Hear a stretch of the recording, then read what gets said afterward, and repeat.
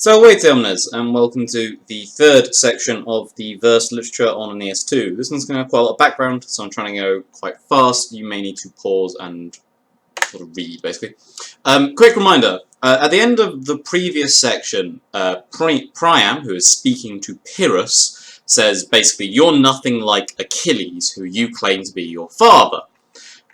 Bit of background. So, people tend to know a few things about Achilles nowadays. Invulnerable, fighter, probably arrogant. He was a very good fighter. He probably wasn't invulnerable. It doesn't appear to be in the Iliad. May have been part of the older myths. Who knows? And the arrogance thing, yes and no. But as we saw in the end of the previous section, he does return the lifeless body of Hector for burial. So he's not completely devoid of honour. Contrast, his son, Pyrrhus, who comes up here. So, Pyrrhus arrives after Achilles has already died, and he's usually depicted as extremely brutal and nasty. He is a very good fighter, but you know he does horrible things like he kills the son of Hector as a child by bashing him against the wall. He, as we're about to see, kills Priam on the altar. He sacrifices one of Priam's daughters. Very not nice guy. He comes from Skyros, which is an island here. So this is a sort of a good explanation, a good introduction almost to the character. In front of the courtyard itself, in the very doorway of the palace, Pyrrhus exults, glittering with the sheen of bronze, like a snake fed on poisonous herbs in the light that cold winter has held, swollen under the ground, and now, gleaming with youth, its skin sloughed, ripples its slimy back, lifts its front high towards the sun, and darts its triple-forked tongue from its jaws.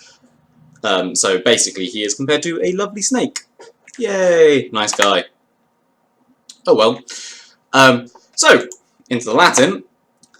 Thus, sic, Fatus spoke the senior, the old man in this case obviously being Priam. So we're following directly on from the previous section. And he conjecit, hurls the unwarlike, the imbelle tellum, without, more like missile or spear, without force, which, quod, Protinus immediately repelled from the rauco aere, from the sounding or booming bronze, hung uselessly. Again, we've got this useless, unwarlike. Priam is not in the right place for him.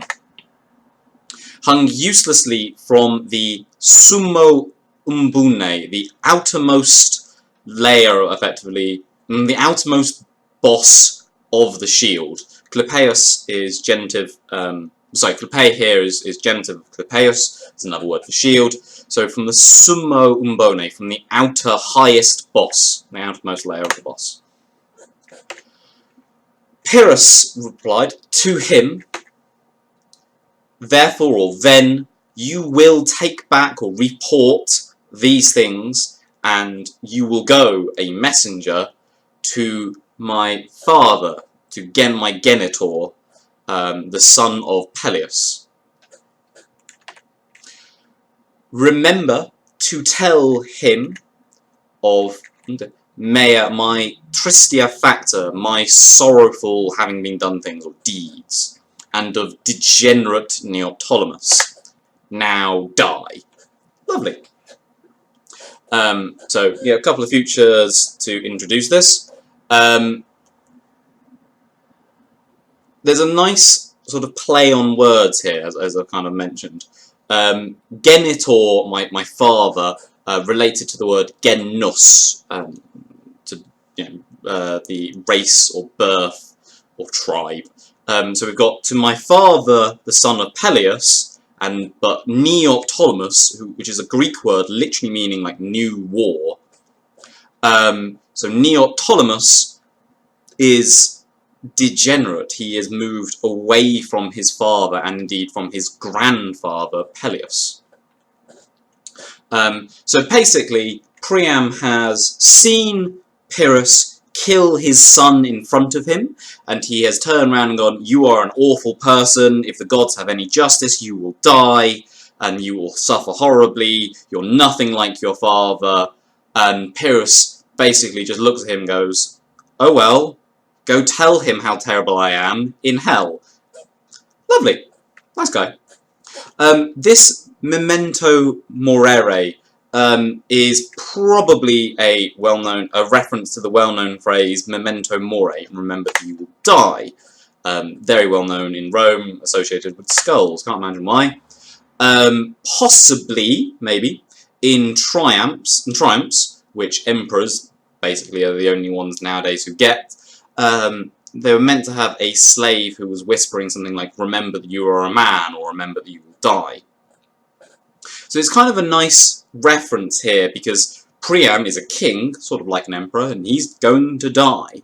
It's also maybe a bit of a side reference in that the audience would know that Pyrrhus will also die.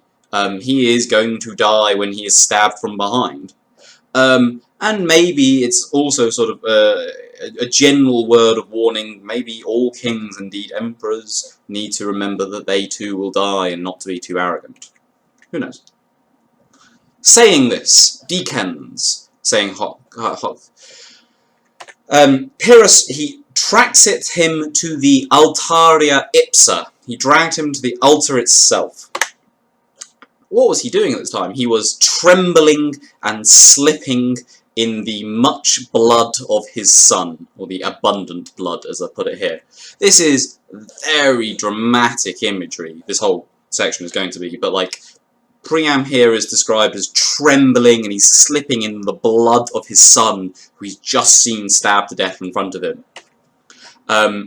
Pyrrhus twined his comam, his hair, with his left hand, so he's grabbed Pyrrhus by the hair, pulled back his head, and he extulit, he raised the coruscum, the flashing steel, in his right hand, notice the juxtaposition between those two words, and he buried the ensem, yet another word for sword, up to tenus, the hilt, the capulus, in his side. Very dramatic imagery, as nicely demonstrated by this rather famous picture by French name I'm not going to try and pronounce. You know, the Polites is dead on the floor.